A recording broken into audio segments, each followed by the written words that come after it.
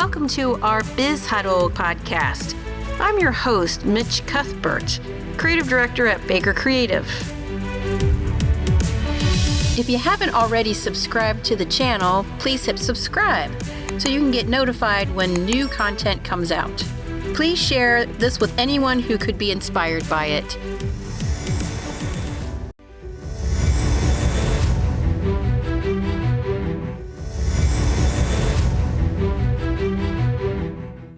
Welcome, Amanda. It's so exciting to have you on our podcast. Michelle, thanks for having me. I am the Director of Research at the Center on Rural Innovation. We are actually headquartered in Heartland, Vermont, a small town in Vermont, but I live in Northeast Ohio, in Hudson, Ohio, in between Cleveland and Akron. And from where I am in Ohio, I get to do research on rural economic development and help guide our programs that we do at the Center on Rural Innovation, working with 38 communities in 24 states across the nation to help them grow their tech economies. That sounds pretty interesting. I think oftentimes people are so focused on what happens in the big cities. Mm. But can you shed some light on what kind of happens? What's the impact from the rural community perspective? Yeah, so one thing that we've seen is that there has been a growing divide between rural and non-rural America, and it has been happening for decades. And when we look back to see what is causing this divide, what we see is that the emergence of the tech economy in our country just magnified the divides that were happening between rural and non-rural America. And that goes from the resources that they got or did not get from broadband and infrastructure investments that weren't happening a decade ago, to programs that they didn't have access to their K-12 schools not having access to computer programming classes that they had access to or tended to have access to in larger areas. And so when we see this divide happening in rural and non-rural America, what we're trying to do here is address it. What pieces can we help rural communities build, whether it's broadband, whether it's an incubator hub to give support to small businesses, or our tech talent development programs to give more rural residents access to these tech skills and tech skilling programs? What are all these pieces we can build to help close that divide between rural and non-rural America? Totally. So, how did you even get involved in something like this? So, man, that is a great question. Where did it all begin? So, I am an economist. Don't hold it against me. I swear we can be interesting, fun people that don't just argue.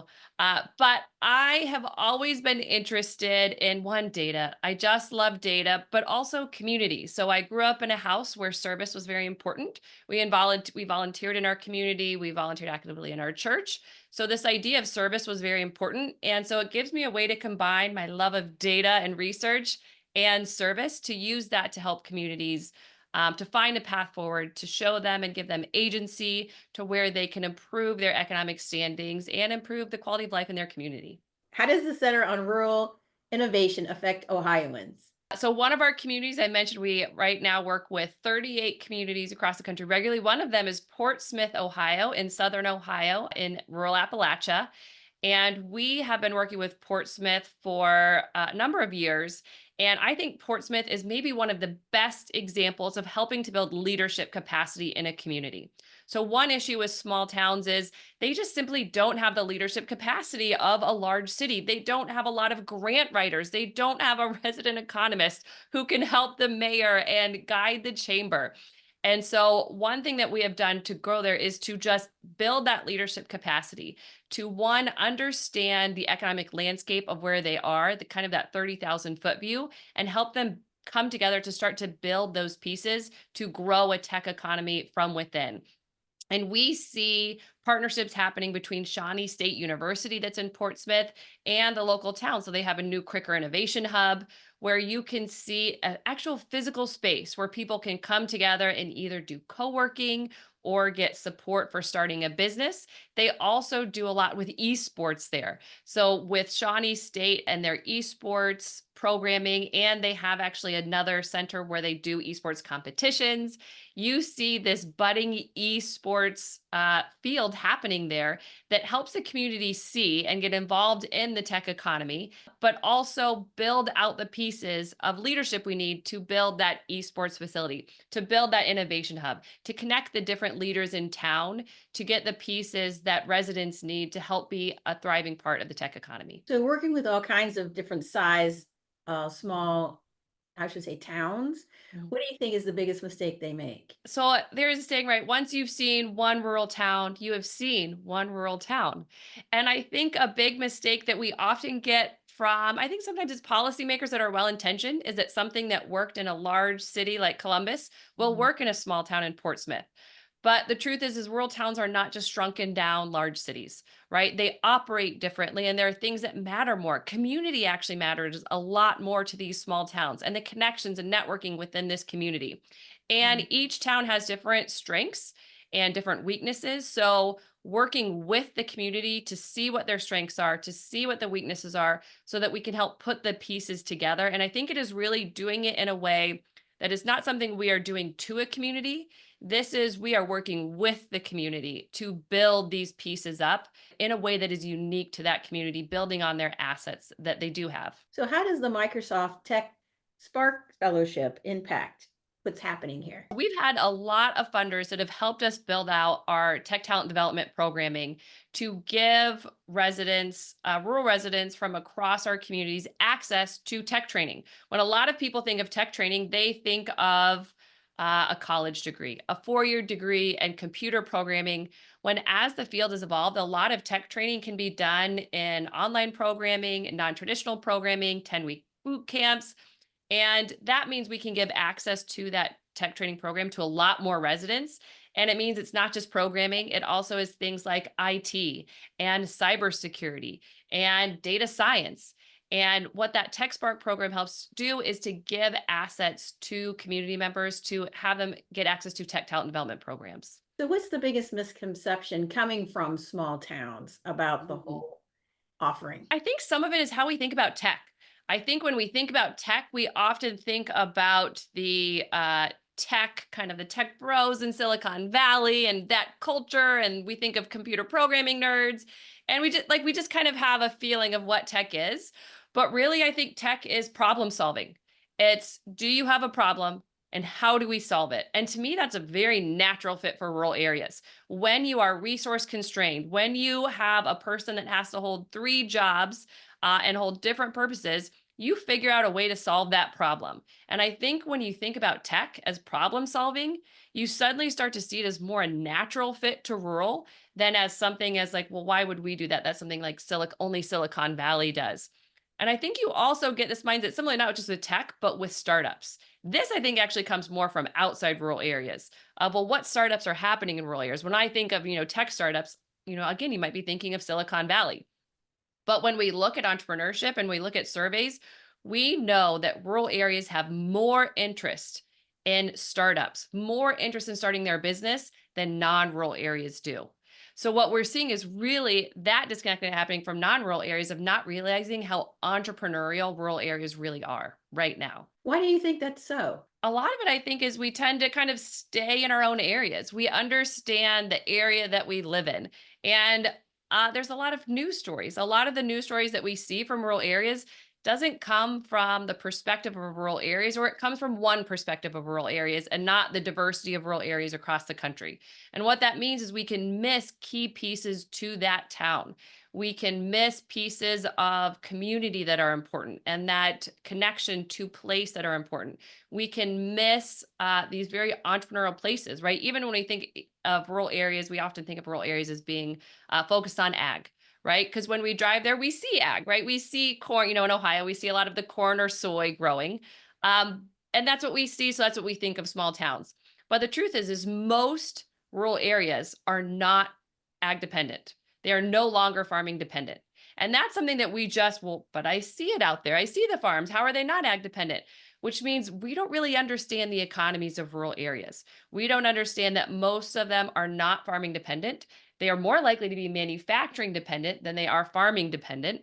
And we also don't understand the very strong kind of entrepreneurial culture that even from when they were farming dependent, most of them were, farmers with their own business, that this history of rural America has been one of entrepreneurship. And most of the towns that have grown today, even if you think about Ohio, started as small towns, right? They started as a small town that had amazing ideas that nobody else had. and grew into not a small town. That's pretty interesting, I think. Mm. So tell me about the Small Towns Big Idea event at Dartmouth. So every year we have a pitch competition called Small Towns Big Ideas. This year was in Dartmouth. Other years we've had virtual competitions. And this is really a way for rural entrepreneurs to get their ideas for their companies, to get their pitch heard by venture capital and heard by people thinking about right investing in these businesses. So one thing we know is there are huge disparities in venture capital. When we look at venture capital, about 98 to 99% of all venture capital goes to non-rural areas. And Mhm. even among that, more than half goes to just 5 metropolitan areas across the country, right? It is highly geographically concentrated in just a few, mostly coastal, large metropolitan areas, which means we keep investing in the same people in the same places, expecting new innovative ideas, right? At some point, we need to go to new places and new people to hear new ideas. And that's really what that Small Towns Big Ideas pitch competition is about, is hearing these new ideas from new people and new places. So what are the typical places they look at? So we also have a Center on Rural Innovation, or Cori Innovation Fund, and they are venture capital that specifically focuses on rural entrepreneurs. And so we have invested in companies from across the country. We have one in rural Colorado, we have ones in rural Vermont, we have ones in rural Michigan, and they do everything from new ag tech innovations. So a lot of these, so Barn Owl is one of them, who has a little robot that helps with weeding, all the way up to space and everywhere in between. So we have 2 space companies that we've invested in that are ideas started in rural communities, one in rural Michigan in Marquette, that's helping to figure out, can we be a part of cleaning up the space junk? And another one in rural Vermont and in other rural areas, looking at, can we take a rocket and make it have more sustainably used fuel. And so we just see ideas coming from rural areas all over the country. They go everywhere between Earth and space and everywhere in between. And it's been really fun seeing a lot of these companies. Yeah, I can't imagine, being out in the rural areas and dreaming about space. How cool is that? Oh, very cool. The grow rural opportunities to overcoming barriers to the workforce. How does that matter to larger cities? What did its impact? Oh, I think what we don't realize are the disparities in access to resources. And one of those is higher education. Many, especially isolated rural areas, just simply don't have a university nearby. And if you have additional financial constraints, if you have family constraints, that makes it really hard to attend a university. And it doesn't mean that the rural resident is incapable of going to they just have additional barriers in their way. So this means we need to think about ways of how do we reduce those barriers. And one way to do that is through non-traditional higher education, things like online programming. And what we saw with this Grow report is uh, rural residents were just as likely to want that skills training. They were just as likely to have trust in higher education, but they were far less likely to have access. They wanted to see career progression. They wanted access to tech skills, but they were less likely to have access. So you really have this disconnect where rural residents want access to higher education. They want access to non-traditional training, but they just don't have the access. And it really points to the importance of making sure we are delivering access to things like workforce development and training and education in a way that matches the residents and the workers that need it. So you say you get the education, then where do these people get a job if they're, far away? Is it Yeah. all online jobs? I mean, what does that look like? Yeah, that's a great question. So some of them are remote work. So we have seen a big increase in remote work in rural America for a lot of different reasons. A lot because a lot of rural America is where a lot of the natural amenities are that people want. When they want access to, depending on where you are, right, skiing or mountains or trails, a lot of that's already in rural areas. So what that means is a lot of remote workers now have access to those natural amenities, and we've seen an increase in remote workers. We've also seen it for families. So we saw a push toward rural America with populations moving toward rural America over the pandemic. Some of that people have gone back to larger cities. It tended to be the families who stayed. Families with children tended to stay in the rural places that they moved to because it turns out it's also a great place to raise a family. So we see the jobs they get, one, are remote workers. Two, we also see a mismatch. We know that there are about 80,000 missing tech jobs in rural America. And these are missing tech jobs from their current industries. That Mhm. means, for example, their hospital is underemploying tech workers. It means their manufacturing plant is underemploying tech workers, even their government. So, what that means is they either don't have access right now to someone who is trained to do that job, where the tech talent development comes in. Uh, or they're going to have to attract it. And so, one thing that we're working on doing is to, once we train those workers, they can then fill that role that's already needed right now in America. A third way is start a business, right? So, we've seen a lot of tech workers and non tech workers start their own companies. And so, some of these for the non tech workers. So, we have one rural entrepreneur who worked in a garage fixing cars and noticed a lot of issues, talked with people and to see what their issues were in the garage. And he found, man, it is really hard to keep track of where the cars are all at and where the keys are all at and who has the keys and where they are. So we connected with a tech worker and they created a system to track a key and a car live. So at any point, you know exactly, so it's called Shift Auto, you know exactly where that car is. You can say, and the keys, you can say, hey, who's got the keys to this car? And they can pull up the app and they can actually see the key moving in real time. Say, oh, there's Joe. Joe has the keys. He's got them in his pocket. And just like, oops, I forgot they were in my pocket. Right. So what we see is we see these tech jobs coming from remote work, filling jobs that they weren't already able to fill, but also creating jobs through new startups. So then, what is the Rural Innovation Network? So the Rural Innovation Network is our network of communities, we kind of a little bit of a community of practice. So they are all communities that are working to build up the pieces that they need to create this thriving tech ecosystem. And we regularly help these communities with whatever parts that they need. So this might be building out their tech talent development program. It might be building up their entrepreneurship programs, building out an incubator hub, the support services that new businesses need, get them access to venture capital. A lot of it is networking. When you're in a small town and you're starting the first ever tech startup to help a garage that's fixing cars, you don't have someone else in your town that you can talk to.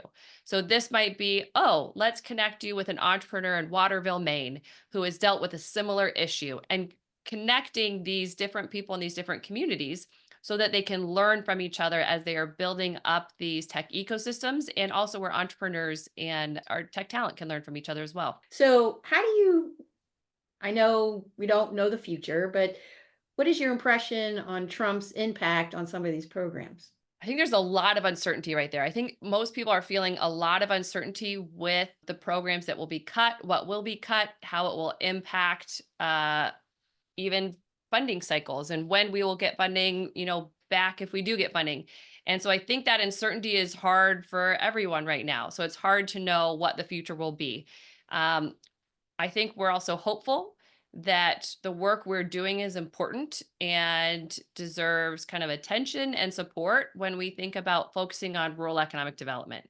That when we make the case and show that we have failed to invest in a lot of rural towns in what they need in terms of infrastructure, education, and their small business supports, that we can help them to build those pieces up so that those towns can thrive and do well in our economy. And so we hope that funding will stay, whether it's through the EDA or USDA, that we will continue to, support all places so that all places kind of can have a shot to thrive in our tech economy, whether you're from a rural town or not. I think this topic is very fascinating. And what makes you passionate about it? One, I love data and research, but what I really love about data and research is getting it into the hands of people that want it and can use it right now, that can use it to guide their decisions, that can guide the strategy of how their town is going to move forward, of how their town is going to address the real problems and issues that they have.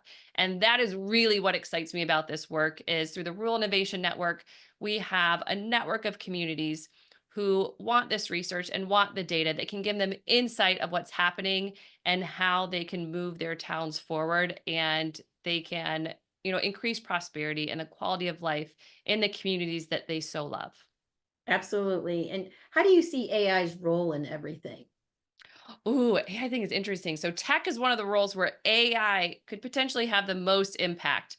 And I think what that means is it actually opens up tech. So I actually already use AI for coding. So I code in R, and it makes it a lot faster because I can say, hey, can you write me a code to pull in this data set and to visualize in this way? And it can give me the R code, I can pull it, and I can code much faster, but it also makes it accessible. If I had never used R before, it's a way to ask it like, hey, you can ask it any question like, hey, I forgot how to import data. Can you help me with that code? And it will give it. So I think one thing it can do is if we use it in the right way, it can really expand who has access to tech jobs and tech skills. It also means that if you're in a small town and have a startup, it makes it easier to scale. Right. And it makes it easier to scale because you can get more insights, whether it's marketing insights or various insights that you need, you can get from AI and from ChatGPT. And so I think we're going to see an opportunity here for a lot of startups to help their businesses grow and expand, especially if you can't easily hire an additional marketing person. And I think what we're going to see is it's really the people who know how to use it and know how to use it well that are going to kind of thrive as we see AI continue to be used in our economy. So you mentioned R. Can you Mhm. tell the audience what that is? Oh Just yeah. Yeah. Oh, yeah. Good. Yeah. So R is a open source coding language, and so anybody can download R for free. So that makes it open source, which makes it very easy, accessible. It's great for startups. Other software might be great, but it isn't free and it isn't cheap. So R makes a very easy way to give your startup or your company access to kind of more advanced coding and software languages that can be also available to other employees as they are thinking about, you know, upskilling or getting more tech skills. R is a great way to do that because free, and there's a lot of resources out there for how to use it.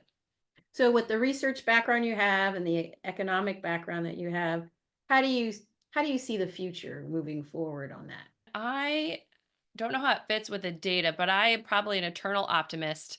I think what a lot of times when we see things like a divide in rural and non-rural America, what I see is opportunity.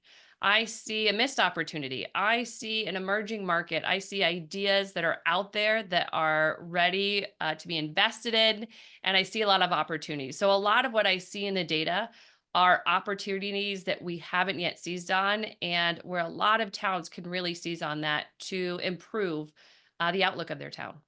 Absolutely.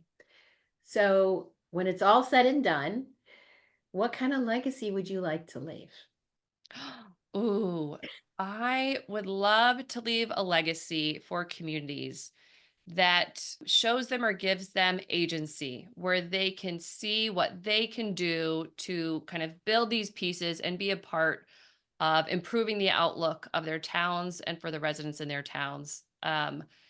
And knowing that they kind of have that agency and they see their role in not only improving their towns but in our economy and in innovation in general. um, and I hope that we can bring a diversity of more ideas from new people across diverse places to to our economy. Absolutely. Thank you so much for sharing your insight. It's been really interesting. Oh, thanks, Michelle. It's great to chat.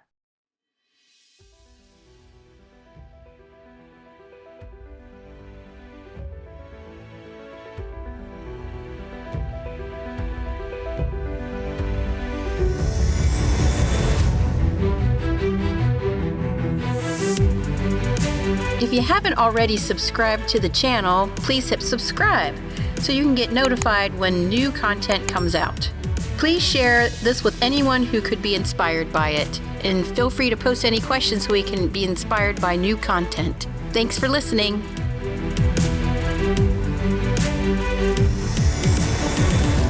If you're interested in learning more, visit our website at bakercreative.co.